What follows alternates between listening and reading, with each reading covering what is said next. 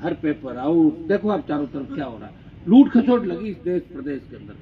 भाइयों, इस व्यवस्था के अंदर अगर कोई व्यक्ति अकेला लड़ाई लड़ रहा है तो मेरे हिसाब से, मैं तो आपके सामने लड़ ही रहा हूं, सत्ता को ठोकर मार के कोई नहीं लड़ता। सत्ता सबको प्यारी होती है, हर व्यक्ति चाहता है। अब बच्चों को पूछ लो, सड़क पे जो चल रहे हैं स्टूडेंट, उनको पूछो क्या चाहते हो, वो सरकारी नौकरी चाहते हैं। कोई ये कह देगा कि मैं सेवा करना चाहता हूँ। हर व्यक्ति सरकारी नौकरी चाहता है, और सरकार में जब नौकरी मिल जाती है तो अपना प्रमोशन चाहता है। कई लोग तो ऐसे हैं, नौकरी लगने के बाद कहते हैं मैं तो हाजिरी भी नहीं लगाना चाहता, और मेरा ध्यान रखना हाजिरी भी भरती, मैं घर पर दूसरा बिजनेस करूँ। ऐसे लोग भी बहुत ज्यादा मैंने देखा है। ऐसे लोग कई तो मेरे साथ पड़े रहते थे, भगाया मैंने उनको, सस्पेंड करवाया 2-3 लोगों को कि वे स्कूल के अंदर हाजिर नहीं देते थे और मेरे नाम का बदमाशी करते थे, हनुमान जी के साथ रहते, निलंबित किया उनको, फिर ले जाकर पटका भी स्कूल के अंदर, टाइम टू टाइम बैठे।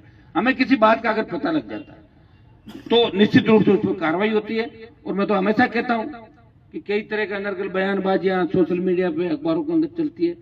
मैं मेरी गारंटी ले सकता हूं कि मैं 100% सही हूं, मेरे आसपास के लोग सही है। अगर आसपास के लोग कोई गड़बड़ कर रहे हैं और मुझे पता लग जाए तो दोबारा गड़बड़ नहीं करेंगे, ये मैं आपको विश्वास दूंगा। उनको भी रास्ता दिखा दूंगा मैं, इतना आपको विश्वास इस आरएलपी पार्टी की तरफ से मैं तुमसे दिखा सकता हूं। एक व्यक्ति जो स्टेट में लड़ाई लड़ रहा है स्टेट की सरकार से, और जैसे ही कोर्ट पुलिस क्रॉस करते हैं वो लड़ रहा है दिल्ली की सरकार से। और दिल्ली के अंदर मिनिस्ट्रियां मेरे हिसाब से देश में किसी नेता ने छोड़ी नहीं।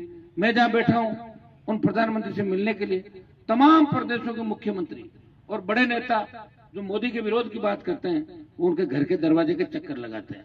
हनुमान बेनीवाल पहली पारी उसने खेली, सांसद बना, और मैं चाहता तो दिल्ली की सत्ता के अंदर शामिल हो सकता था।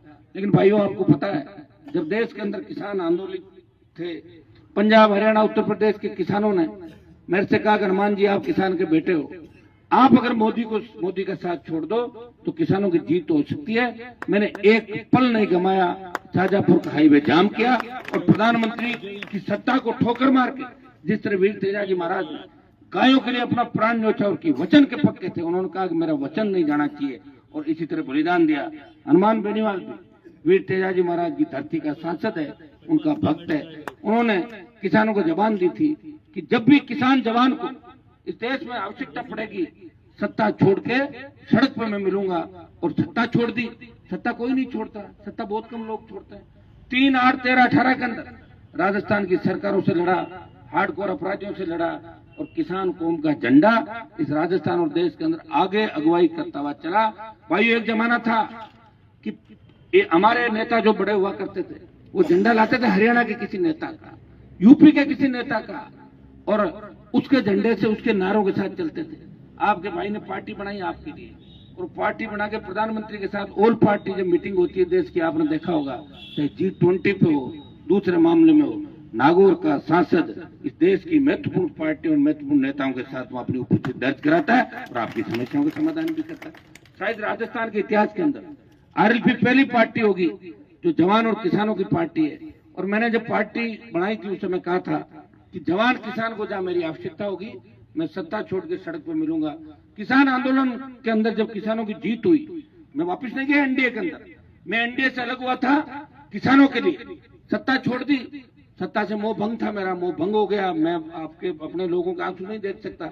और जब अग्निपथ आई देश के अंदर, जब अग्निपथ का पहला विरोध अगर देश के किसी सांसद ने किया, जिसने किसान के बेटों की चिंता की, जिसने ये कहा कि हम खाली नौकरी के लिए सेना के अंदर नहीं जाते, हमारा इतिहास है रेजिमेंट खत्म करने की साजिश प्रधानमंत्री जी आप और आपकी पार्टी कर रही है, हमें मंजूर नहीं, अग्निपथ वापिस होना चाहिए। और लोकसभा के अंदर विरोध करके और जोधपुर में 2 लाख जवानों की रैली करके अगर मोदी को चेतावनी किसी ने दी, और अभी भी लोकसभा का सत्र देखा था, इस अग्निपथ का कोई विरोध कर रहा है, वो देश का एकमात्र सांसद है जो जवान की पीड़ा समझता है, अपने भाइयों के लिए अग्निपथ का विरोध कर रहा है। शीघ्र दिल्ली की ओर धीरे धीरे मैं बढ़ूंगा, ये भी मैं आपको विश्वास दिलाता हूँ। मेरा खुद का किसी झगड़ा नहीं, अब मैं इस रिश्ते में आ गया, मैं जब चाहूं सत्ता दरवाजे पे खड़ी है, कौन सी सत्ता लेनी है वो तैयार है, लेकिन मैं ऐसी सत्ता के अंदर शामिल नहीं होऊंगा।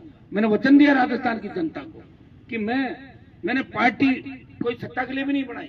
मैंने कहा था किसान का कर्जा माफ, मुफ्त बिजली, टोल मुक्त राजस्थान, बेरोजगारी भत्ता, रोजगार, बढ़ते अपराधों को कैसे रोकें, और आम आदमी गरीब आदमी की सत्ता में भागीदारी कैसे। सबसे बड़ा दुर्भाग्य क्या है, आज आप राजस्थान के अंदर देख लो, हम ही लड़ रहे हैं, कौन लड़ रहा है राजस्थान में बताओ? या तो किसान का